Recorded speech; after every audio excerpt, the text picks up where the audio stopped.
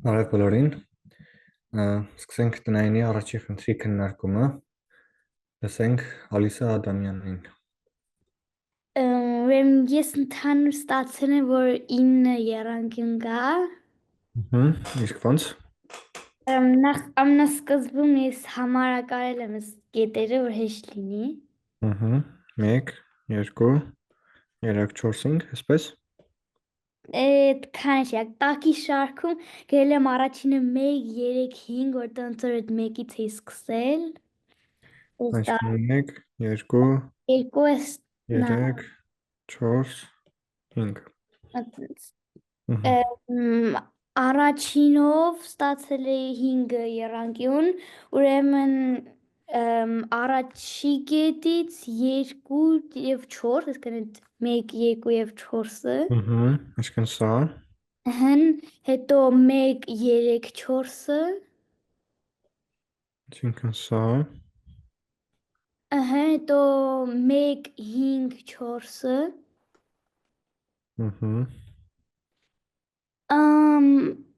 ով մյուսը որն է,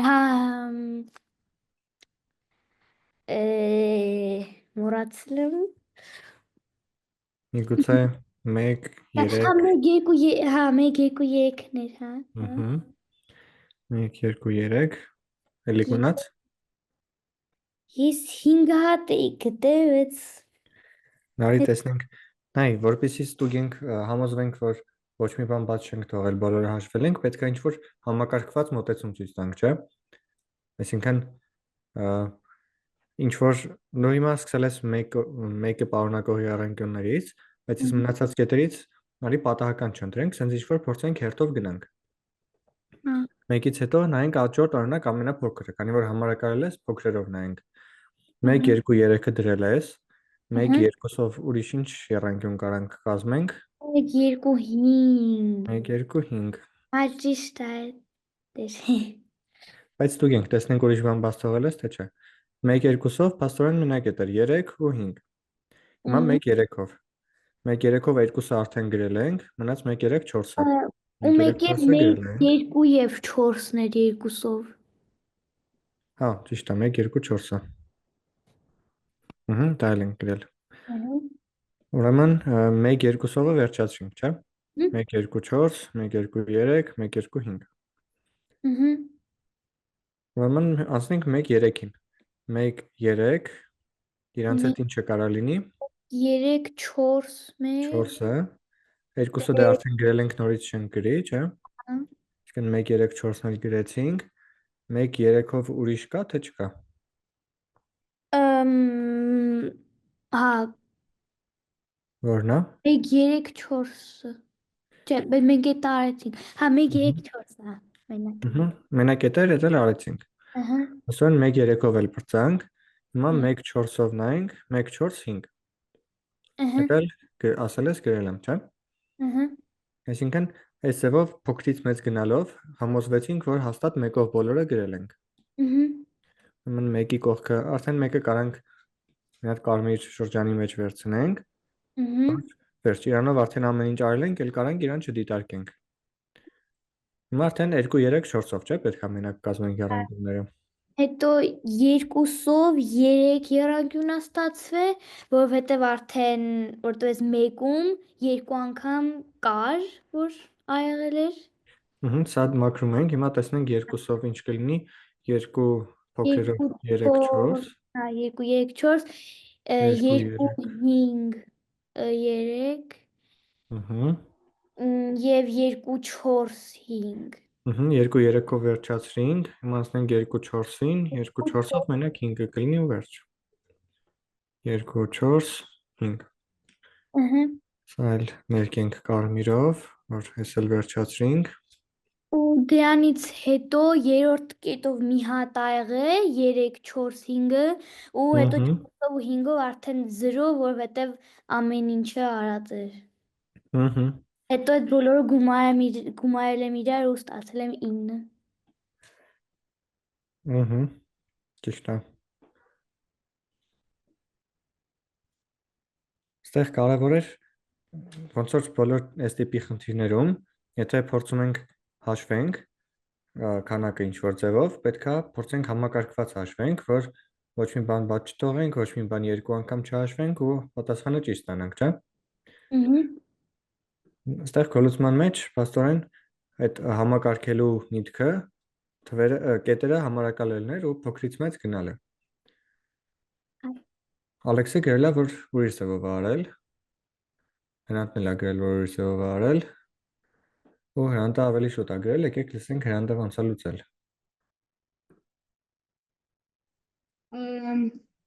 Ինքնական ես նկարը մի հատ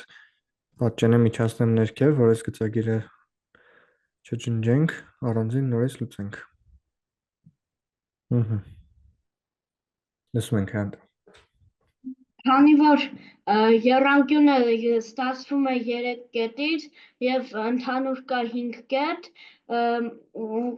նրանց քանակը հաշվելու համար պետք է այդ 3-ի ֆակտորիալը բաժանենք 5-ի ֆակտորիալը բաժանենք 3-ի ֆակտորիալ անգամ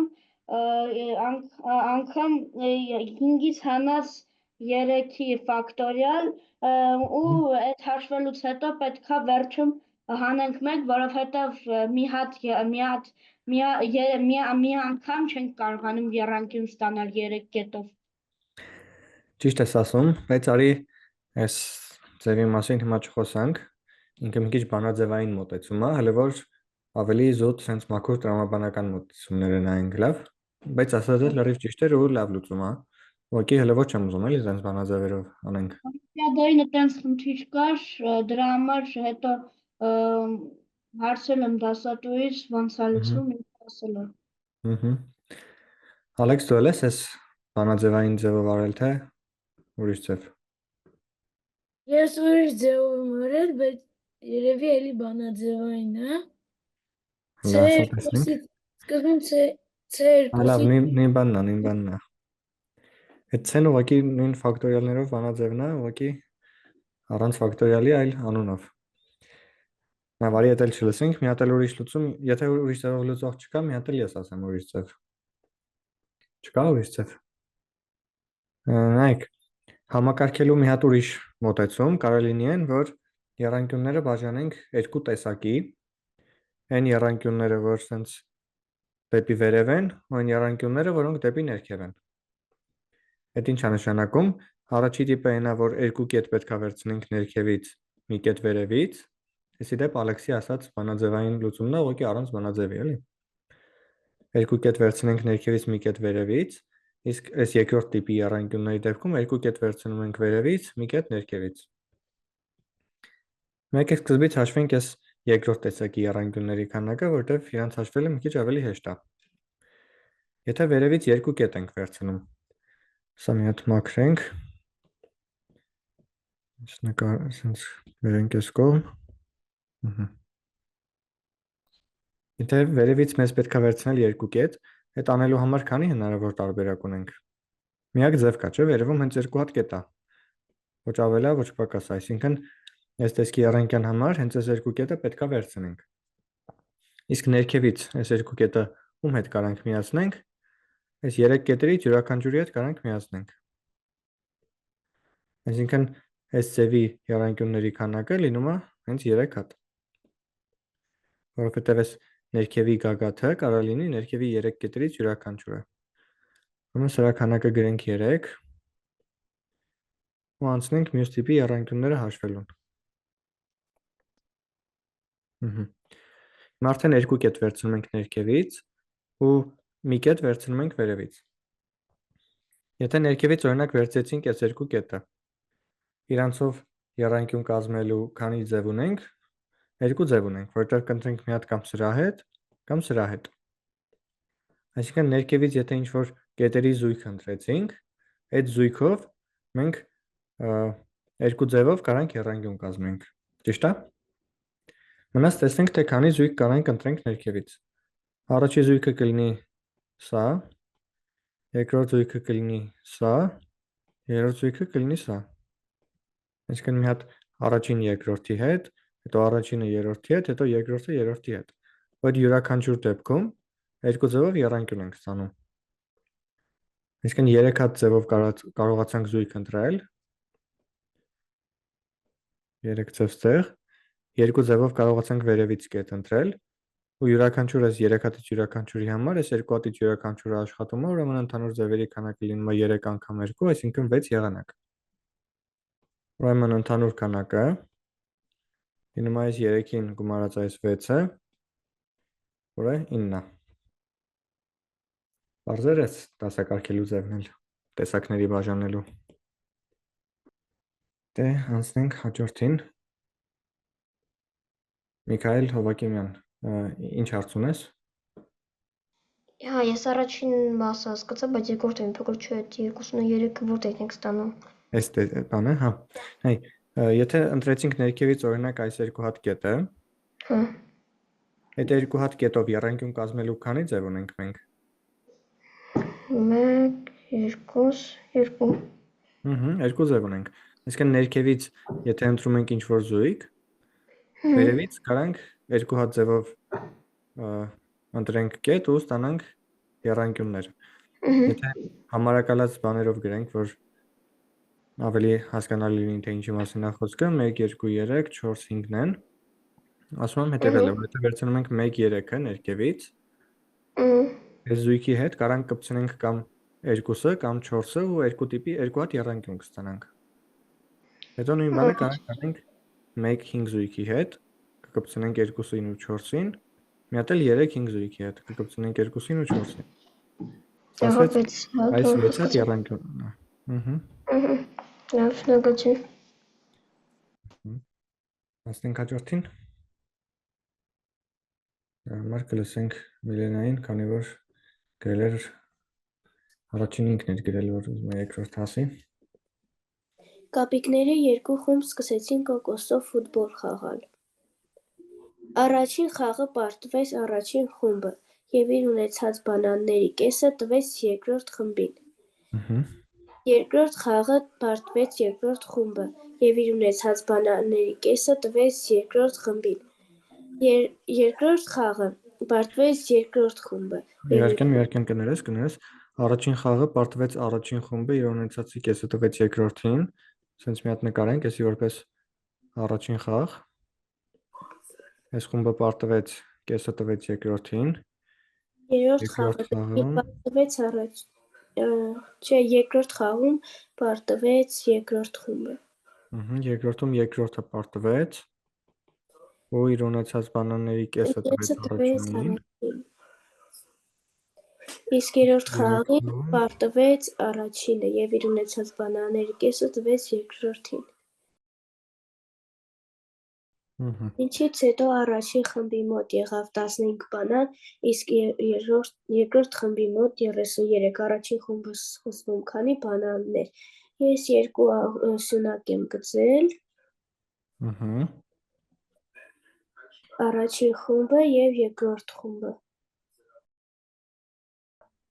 Ես ներքևում նշել եմ 15-ը և 33-ը։ Եվ եթե մենք այստեղ տեսնում ենք վերևը, որ այսինքն երրորդ խաղում պարտվել է առաջինը և իր ունեցածը տվել է երկրորդ խմբին և ունեցել է 33, այսինքն առաջինի մոտ եղել է 30, իսկ երկրորդ խմբի մոտ 18։ Հետո, քանի որ պարտվել էին երկրորդ խումբը, երկրորդ խմբինը, չէ, այլ ճիշտ առաջին խումբն էր պարտվել, երկրորդ խաղում երկրորդ խումբն էր պարտվել։ Քանի որ, այսինքն այստեղ պետք է 2 անգամ մեծացնենք, քանի որ մենք հետադարձ ենք անում, այսինքն երկրորդ այդ խմբի կապիկների մոտ եղել է 36 բանան, իսկ առաջինների մոտ 12։ Դե եթե դրանից առաջ էլ հաղթել էին առաջին խումբը, պարտվել էին, ուրեմն 2 անգամ էլի մեծացնենք, ստացվում է 24։ Ճիշտ է։ Այս տիպի խնդիրները միշտ հետևից ենք, չէ՞ գալիս։ Քայլերը հակառակ հերթականությամբ ենք անում, ոնց որ ամեն նախորդ տեսնում ենք ինչ գործողության արդյունքում է ստացվել մեր ունեցած իրավիճակը ու այդով հասկանում ենք նախորդ քայլում ինչ ա եղել։ Ասեց, որ վերջին քայլում, քանի որ 15:30 է, դրանից առաջ երրորդն է պարտվելու կեսը տվել, այսինքն ինքը ինչ որ չափի ուներ, կեսը տվել է ու մնացել է իր մոտ 15։ Ուրեմն 15 հատ էլ տվել է, այսինքն 30 հատ է ունեցել։ Իսկ եթե 15 հատ տվել է ու սրա մոտ դարել է 35, ուրեմն միջև հետ եղել է 18։ Հետո նախորդ քայլին երկրորդն է պարտված եղել ու իր ունեցածի կեսը տվել, նշանակում է այս կեսը տալուց հետո որ մնացել է 18, ուրեմն 18 էլ տվել է, այսինքն 36 է ունեցել։ Ու եթե 18 տալու արդյունքում դառնում է 30, ուրեմն 18-ով պակասը կլինի 12։ Իսկ դրանից առաջ առաջինն էր պարտվել տվել, ուրեմն 12-ից կրկնակի շատ ա եղել 24, իսկ ստեղ էլ 12-ով ավելի քիչ, որը նորից 24 է։ Տեսնենք նոր ձեռքեր։ Օրինակ Միքայել Հովակիմյանին։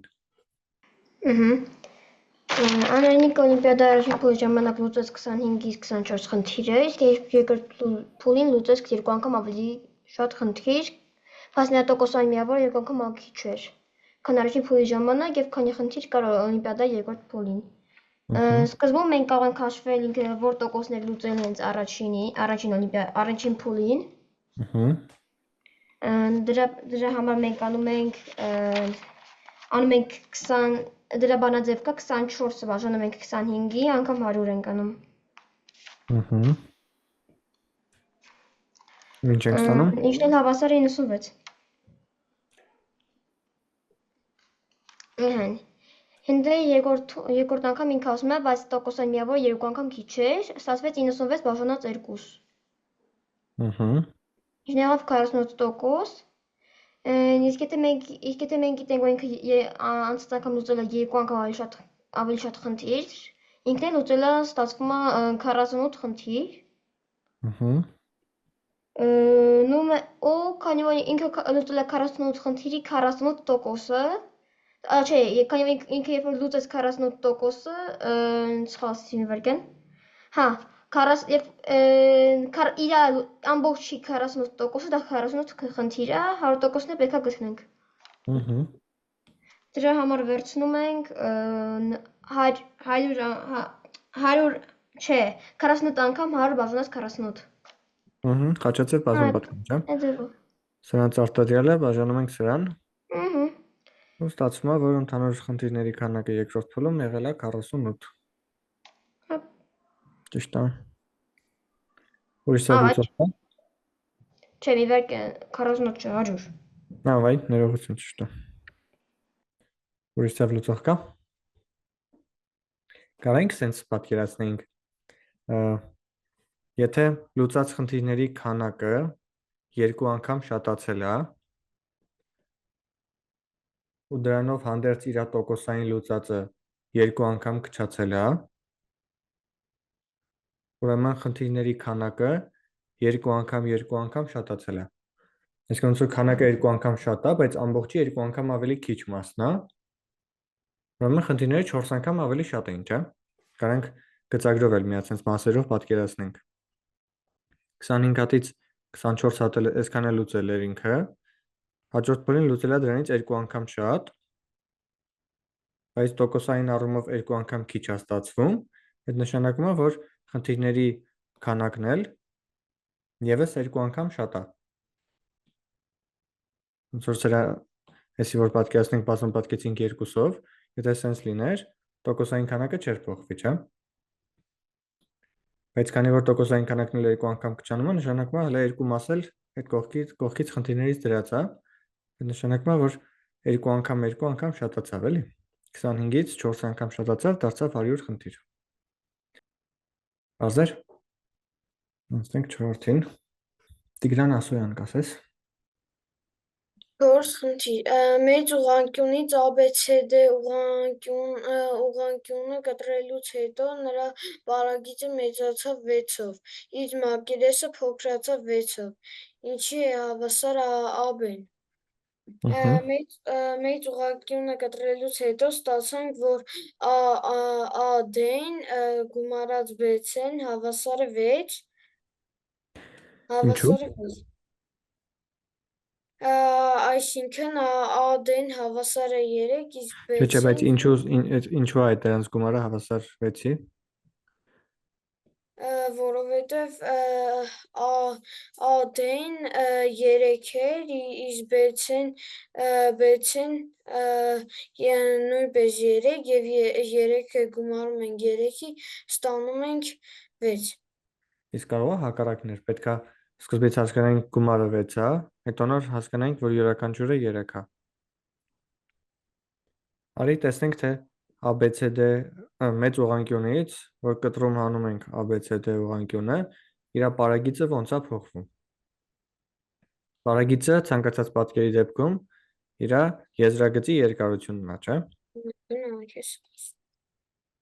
Հիմա որ նայենք, տեսնենք, թե այս մեր նոր պատկերի եզրագիծը ուղղանկյան եզրագծից ինչքանով է տարբերվում, այսքան մասը լրիվ նույնն է։ Եթե կտրված չլներ, ստեղ մի հատ DC ավել կլներ, չէ՞։ Հիմա կտրվածը DC-ի փոխարեն AB-ա, որոնք իրար հավասար են։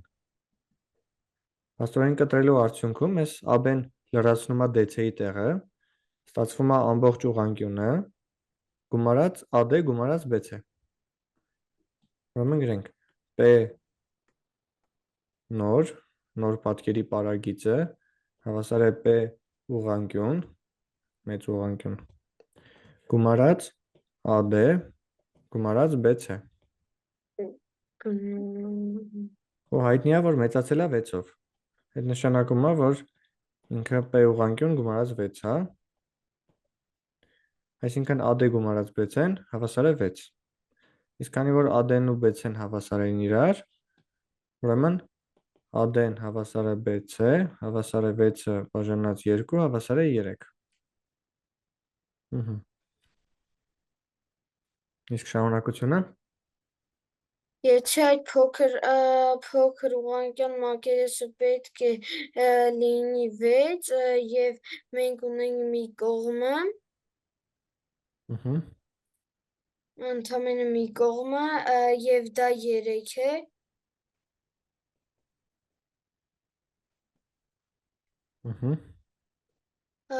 ապա AB-ն կլինի 6-ը բաժանած 3-ի,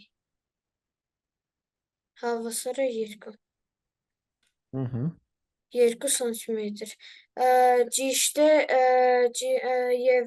դրանցից ճիշտ է առաջին տարբերակը։ Ճիշտ է, տարբերակներ կային, ես նկարի մեջ չեմ բերել այդ տարբերակները, բայց հա, եթե առաջիններ, ուրեմն առաջիններ։ Հասկանալի էր լուծումը։ Մենք սկզբից նայեցինք, թե պարագծի մեծանալու պայմանը ոնց է ազդում, դրանից եզրակացնելով հասկացանք, որ AD-ն ու BC-ն իրար հավասար են ու հավասար են 3-ի, հետո արդեն օգտագործեցինք մակերեսի պայմանը, այսինքն որ մակերեսը 6 է, ուրեմն կողմերի արտաջալը 6 է, մի կողմը 3 է, մյուս կողմը 2 է։ Բայց մի հատ թերություն արեց վերջում Տիգրանը, ասեց, որ պատասխանը ստացանք 2 սանտիմետր։ Խնդրի մեջ ոչ միտեղ տրված չէ, սանտիմետր։ Գրած էր 6։ Այսինքն մենք չափման միավորը չգիտենք, կարող է մետր է, կարող է կիլոմետր է, կարող է դեցիմետր է, կարող է միլիմետր է։ Սենց դեպքերում միշտ ուշադիր եղեք, որ երբ որ չափման միավորը տրված է լինում, գրեք այդ չափման միավորը, բայց եթե տրված չի չափման միավորը, նշանակում է ինքը ուղղակի այդքան միավոր է, էական չի թե ինչ միավոր է։ Բարձր։ Մեծ թերություն չի, բայց ամեն դեպքում պետք է հստակ ասել էլի այդ մասը։ Շատ։ Կեսել։ Անցնենք առաջ։ Ուրիշ լուծում կար այս խնդրին։ Ալեքս խես X սխմել, սխալ ենք լուծել։ Դեր գրել եք AB անգամ AD հավասար է 6։ Ու Ավայ։ Ավրել է։ որպես մակերեսի պայման են գրել, AB անգամ AD։ Ես ստացի AD ու BC-ն է։ Որ գումարը 6։ Հա, չէ, այդտեղ եմ գրել, AD + BC-ն։ Այդտեղ արդեն մակերեսի վերաբերյալ է։ 5-րդ խնդիրը։ Ով է լուծել։ Շատ են լուծողները։ Ում չենք լսել այսօր։ Ալեքսին հենց նոր լսեցինք, հետի հաշիվ չէր։ Դե լավ ասա։ Ես դասարանում սովորում են 30 աշակերտ, նրանք նստած են զույգերով այնպես, որ յուրաքանչյուր տղայի կողքին նստած է աղջիկ, ընդ որում աղջիկների ուղիղ կեսն է նստած տղաների կողքին, քանի տղա կա դասարանում։ Այս դրանից հասկանում ենք, որ առաջին ու չորրորդ պատասխանները սխալ են լինելու, որովհետև մարդկանց չեն կարող բաժանենք։ Պատասխաններ չունենք, առանց պատասխանների լուծի։ Առանց պատասխանների չեն։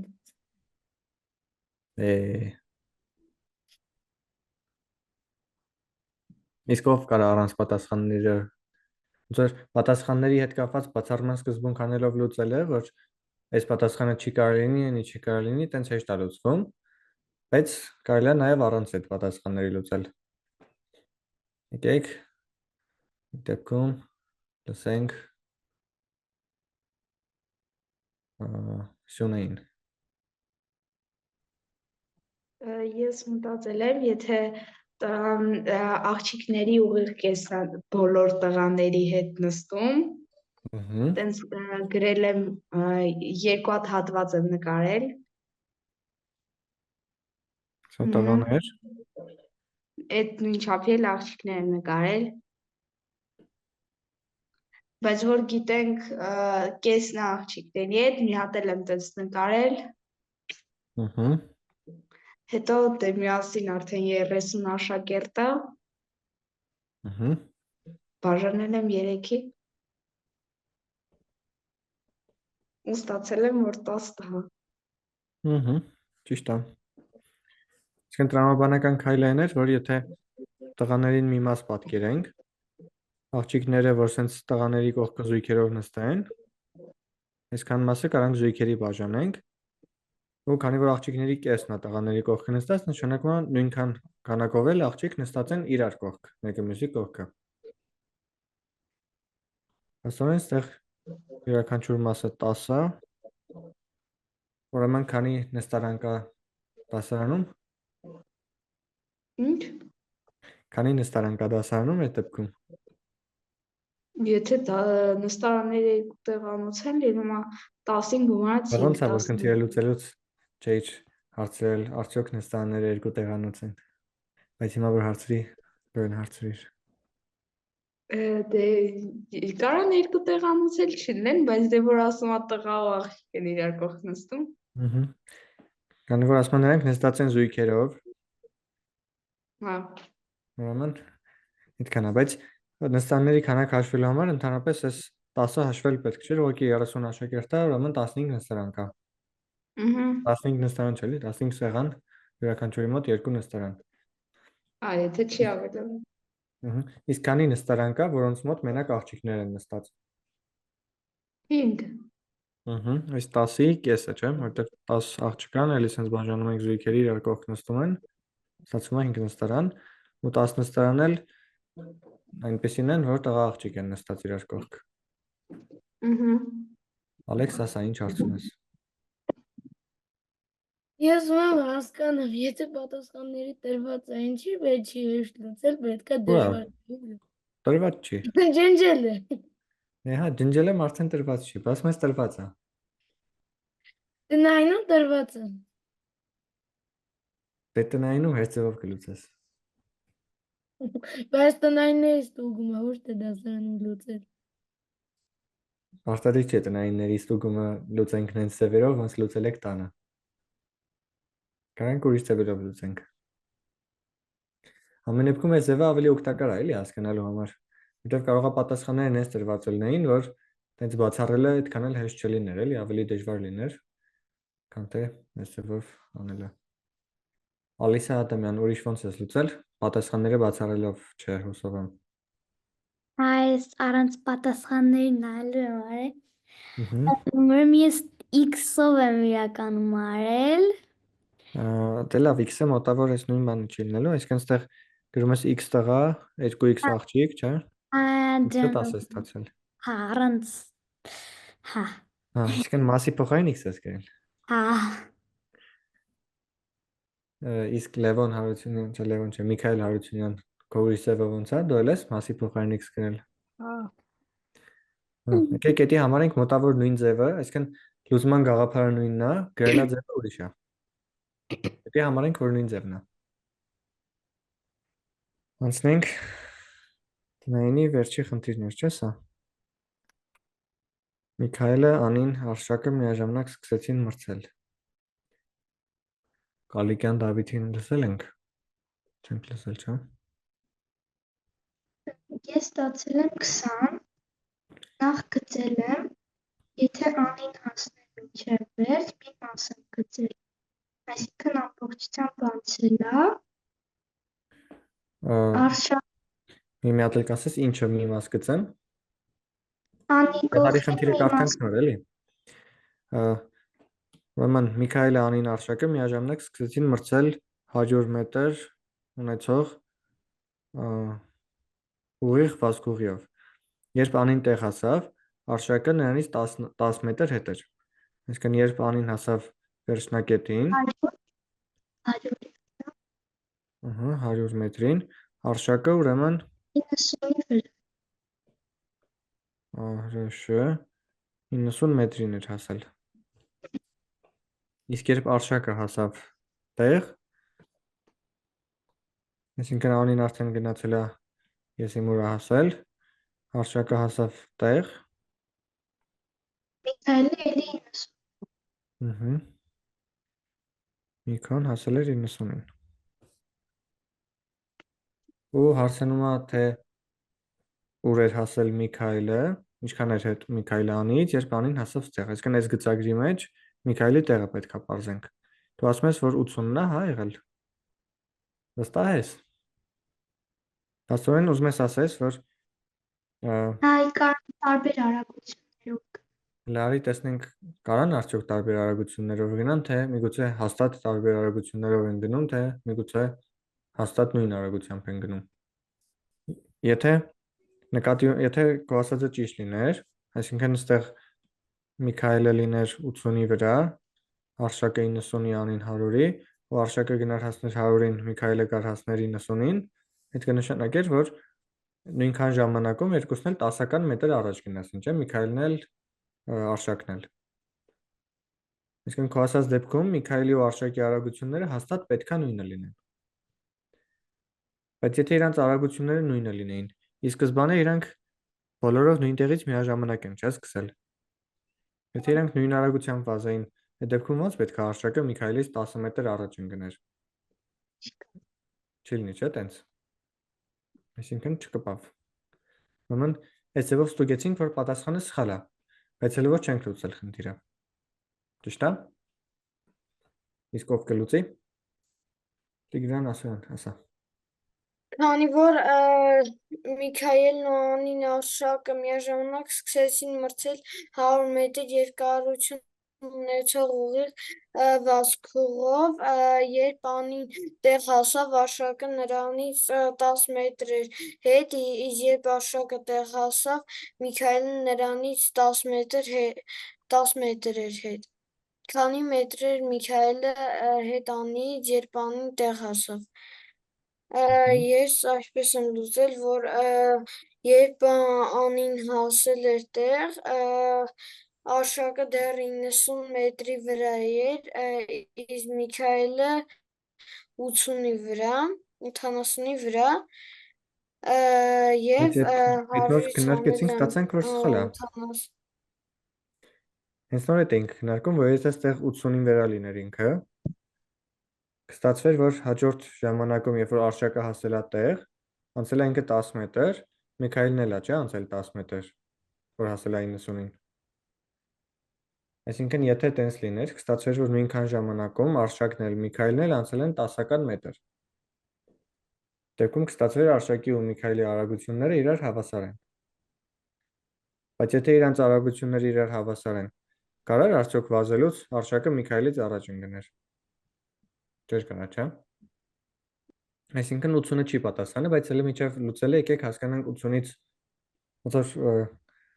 Միքայելի դիրքը 80-ից առաջ կլինի, թե հետ։ Եթե ինքը 80-ից հետ լիներ,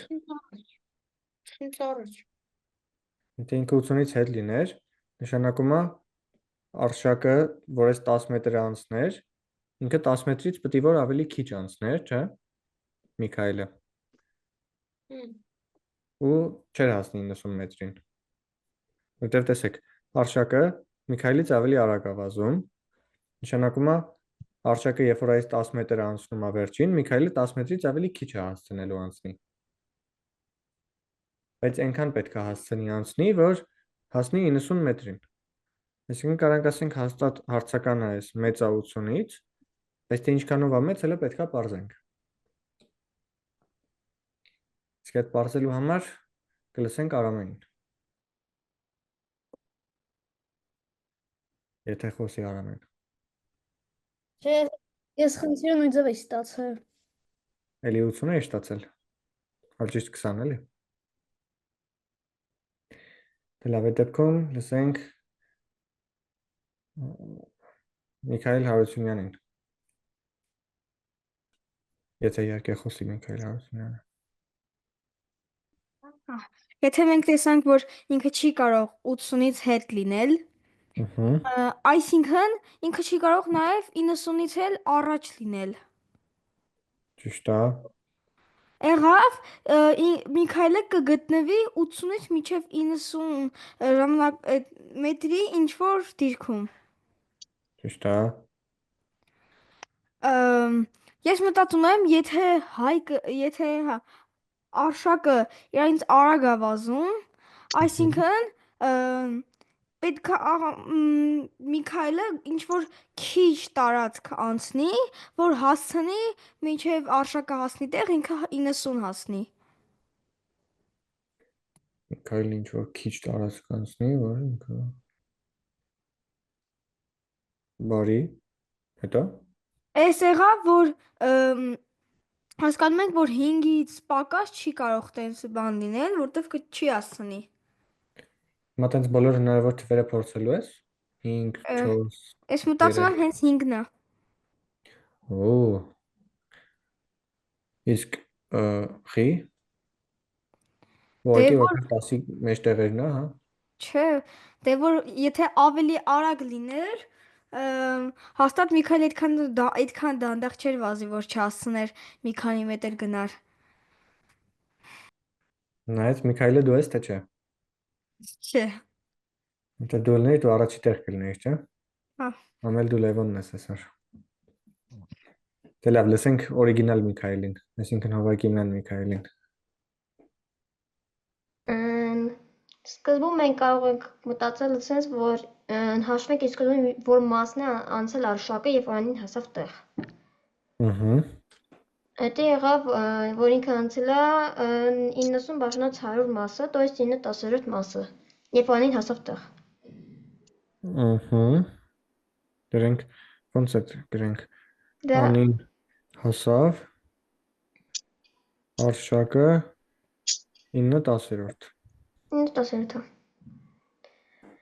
Ուրեմն հետո մենք կարող նայել, որ Միքայելն էլ մի փոքր նմանաբար ենք հասկանալ, որ Միքայելն անցել է արշակի 9/10 մասը։ Ինչու՞։ Որտեվ ոնց ասեմ։ Ոնց կա տենցել ասա, ուրիշ ձև չասես։ Ոնց կա տենցել ասա։